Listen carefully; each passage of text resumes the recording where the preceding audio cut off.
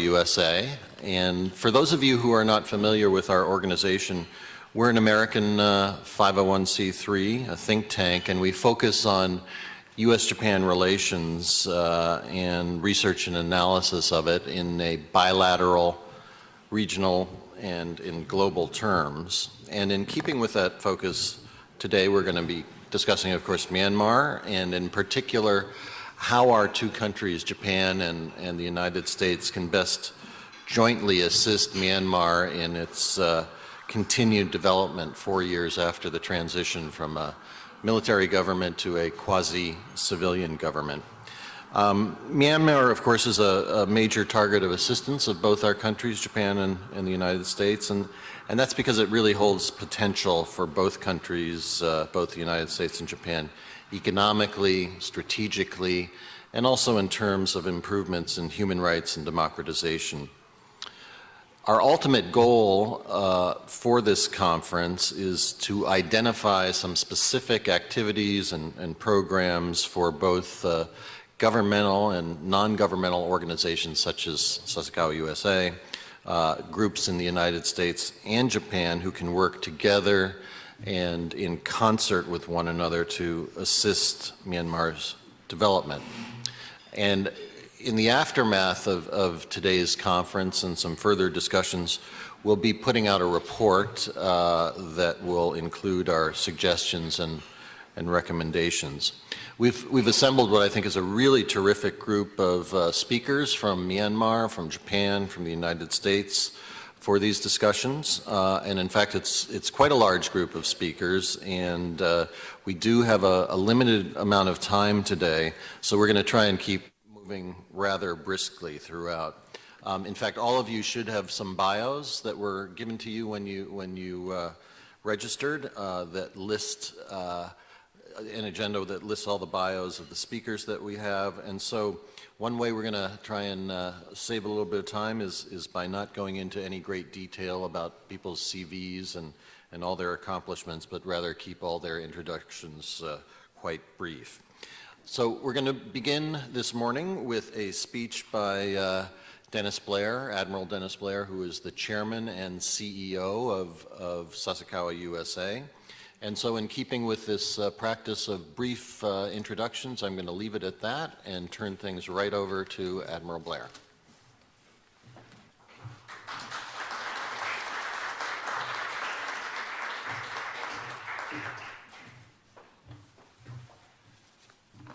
Well, thanks, Dan, and welcome everyone to this modest room with understated decoration that we think provides a worthy venue for our conference. Ambassador Tut, welcome to you. Thank you for joining us. As Dan said, our mission at Sasakawa Peace Foundation USA is to strengthen the cooperation between the United States and Japan, especially in addressing common challenges and in furthering common interests. And one very important interest of both of our countries, and in fact, one that we share with many other countries, is seeing that Myanmar succeeds in moving from military dictatorship and economic isolation to democracy, an open economy, integration with the rest of the world, and prosperity for its citizens. So at today's conference, we will discuss current and planned actions to support Myanmar by public, private, nonprofit sectors of both Japan and the United States. And once we assess today's discussions and proceedings and talking with other key actors in all three countries, we'll make recommendations on further joint U.S.-Japan work that might best help Myanmar in its transition. Whether Myanmar succeeds in the difficult and admirable task of moving to democracy and openness will depend primarily on the commitment and hard work of its own leaders and its people. Every country that seeks lasting change can only do so in its own unique way. We outsiders can only assist. And we cannot reasonably expect to foster change by imposing foreign templates. Instead, we must work with the people of Myanmar, both government officials, private organizations, and other leaders, to understand what will and will not work, the most appropriate time frame for achieving the goals that we all share. And so we have many representatives from Myanmar itself here in the room in our conference. Most of them are officials. They don't represent the full range of opinions in Myanmar, but they can help provide valuable perspectives, steer us in the right direction, along with many of you who have spent much time in Myanmar and understand its aspirations and its challenges. I should say a few words about the elephant in the room, or maybe the panda in the room, and that is China. It's not the intention at this conference to focus on China in the recommendations that we develop, but we cannot ignore China as we discuss Myanmar. During the period when the United States fully applied its economic sanctions, China was especially active in Myanmar, launching projects aimed at promoting Chinese economic development. Indeed, in recent years, China has provided far more of foreign direct investment in Myanmar than any other country, and an unknown but significant amount of smaller scale, private, mostly undocumented investment. The largest project, a gas pipeline from Myanmar to China, allows the direct export of Myanmar's gas. A second is a crude oil pipeline to bring African and Middle Eastern oil to Yunnan province. These pipelines also provide the basic architecture for a broader network that could supply gas and oil to China from an Indian Ocean terminal, one bypassing the Malacca Strait, the Singapore Strait, as well as the South China Sea. Other major projects include the Jopio-Kunming Railway that is under discussion, and the Mitsun Dam, aimed at supplying electricity to Yunnan province in China. It, of course, was halted by President Thein Sein in September 2011. Now, until recently, Japan was much more concerned about Chinese influence in Myanmar than was the United States. In part, this concern motivated Japan to continue assistance to Myanmar, even as the United States cut all aid and imposed comprehensive sanctions. The United States, meanwhile, considers its direct engagement with China, economic and business, political and military, the dominant area for that bilateral relationship, and it was less concerned with China's actions in Southeast Asia. With China's swift rise, however, the United States has become more sensitive to Beijing's influence in Myanmar. That sensitivity, in turn, played an important role in the U.S. decision to lift its sanctions partially in 2012. China's aggressive behavior in the South China Sea since has also brought greater attention and provided a broader context to China's actions in Southeast Asia, as has its announcement of a maritime Silk Road across the Indian Ocean through the Straits of Hormuz and Bab el-Mandeb. Now, for its part, China has viewed the United States' move to improve relations with Myanmar and increase Japanese assistance as part of a second containment policy following the first during the Cold War period. As a result, the views of Japan and the United States on the importance of offsetting China's influence in Myanmar have aligned more closely. But even more important, Myanmar's attitudes towards Chinese influence have hardened. Part of the motivation for Thein Sein's move towards democracy was his desire to diversify Myanmar's economic relations away from China. Most dramatically, the effort to lessen Chinese influence resulted in the suspension until later this year of the Mitsun Dam project. But Myanmar has also significantly slowed the rail project and has operated the pipeline, and the pipelines that operate between the two countries are far below capacity. Now, the United States and Japan need not engage in an economic bidding war with China for Myanmar. Such bidding wars have never achieved success anywhere during the Cold War or more recently. Moreover, Myanmar's determination to retain its independence forms a powerful check against any country, China, the United States, Japan, from achieving excessive influence. Myanmar knows how to maintain its independence while maneuvering among larger countries. During the Cold War era, Burma was the quintessential neutralist country, and U Thant became Secretary General of the United Nations in 1961 based on that ability and that reputation. So I think this background of geopolitical competition, of jockeying and jostling is interesting, but it should not distract us during this conference. The United States and Japan should make their policies based on smart, coordinated actions to assist Myanmar in its political and economic development rather than thinking primarily in terms of trying to check China's actions directly.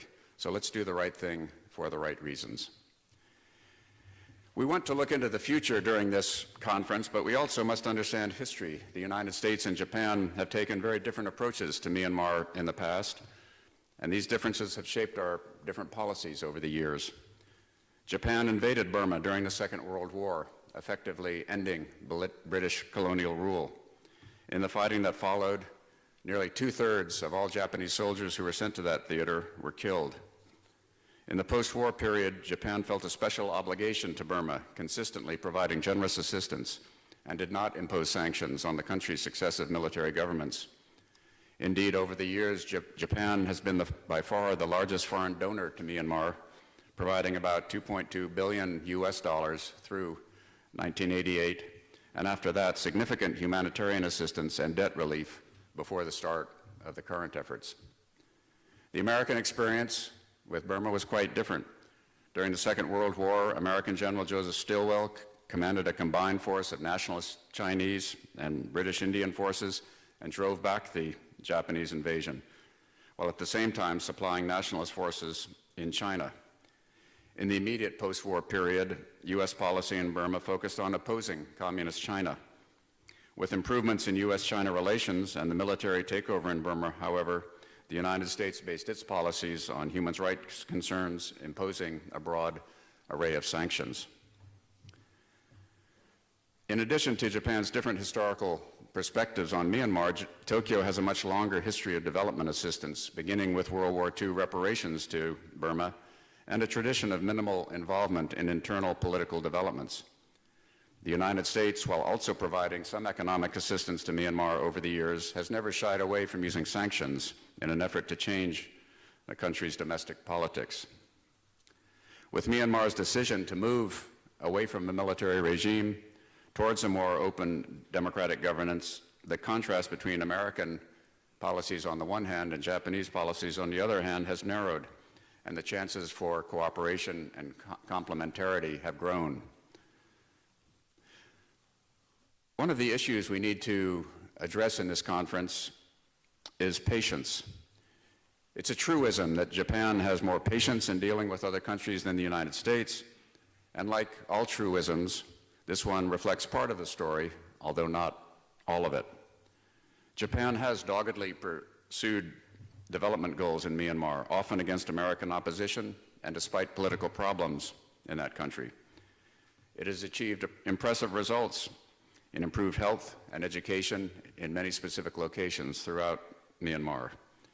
In addition, Japan enjoys a greater degree of trust within Myanmar, both at the national level and in the individual locations where Tokyo has provided relief and fostered development.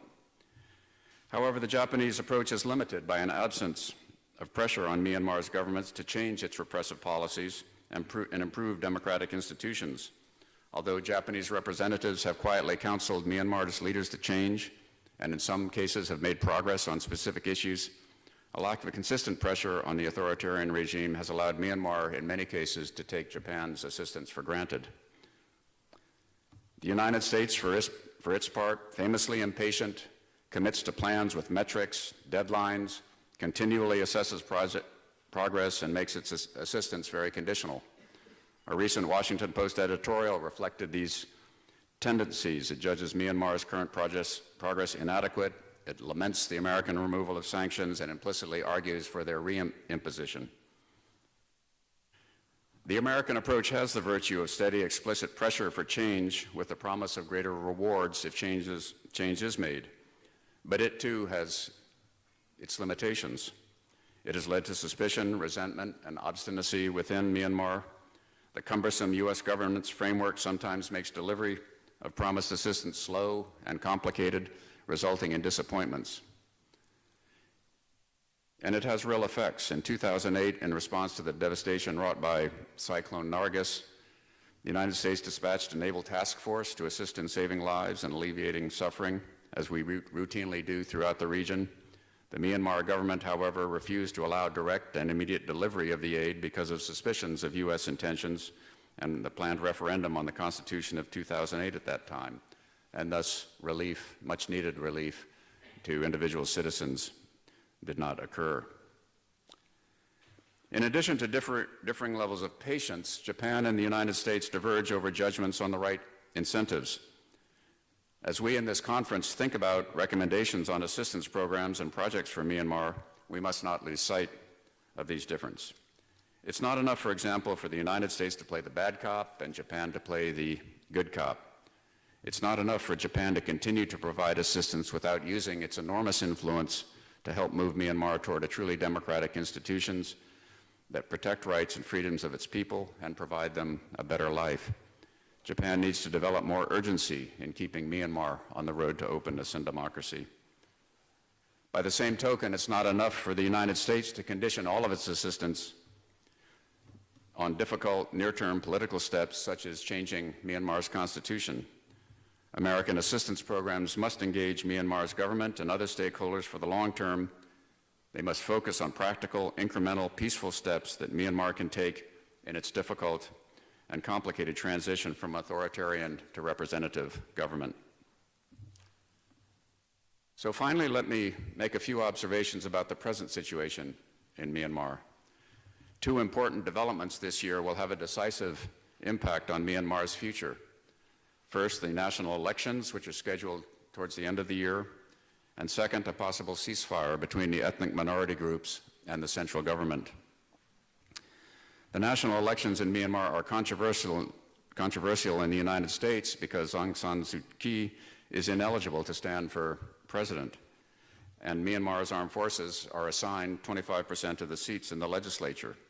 Altering either provision of the Constitution requires the procedures of constitutional amendment.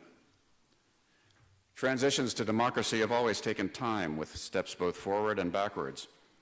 While we must not place too much emphasis on any single issue or event, these particular constitutional changes will be necessary, ultimately, for the country's full democratic transition. Yet heavy and overt pressure on a deadline for change will only prove counterproductive. Instead, the United States and Japan should tune their policies finely and wield their influence intelligently to keep Myanmar moving along the democratic path without imposing huge conditions at key points. All of you in this room know that Myanmar has been afflicted by the longest civil war of any country in the world. Myanmar's development, economic, political, requires an end to that war, as well as the many other ethnic conflicts that plague that country. Achieving lasting peace will require development of a political structure that protects minority rights and allows for a degree of minority autonomy. At the same time, essential federal functions must be retained in such areas as economic policy, where national reforms can best ensure the sort of economic growth that will reinforce democratic progress. Negotiations for a national ceasefire are at a critical stage in Myanmar right now, and all of us hope that they will prove successful. If so, then future U.S. and Japanese assistance should aim at strengthening the ceasefire, supporting a federal political system, and demonstrating that the end of conflict not only ends violence, which is a benefit of itself, but it also yields economic benefits of peace. If the current negotiations fail, then we must adjust plans to help the country achieve a ceasefire as soon as possible. Myanmar's continued transition to democracy and prosperity presents extraordinary challenges, and the people of Myanmar, as I said, have the lead in overcoming those challenges. But the United States and Japan, the two most powerful democracies in Asia, share both a responsibility for and an interest in a successful transition. So our objective for gathering all of you all today is to assess how we have and how we can assist Myanmar. We have an extremely knowledgeable and dedicated group assembled for this task, and I very much look forward to the discussions, to the ideas, to the development of final recommendations. So again, thank you very much for attending. It's time to get to work. And so panel one, would you please take your places and we'll get started. Thank you very much.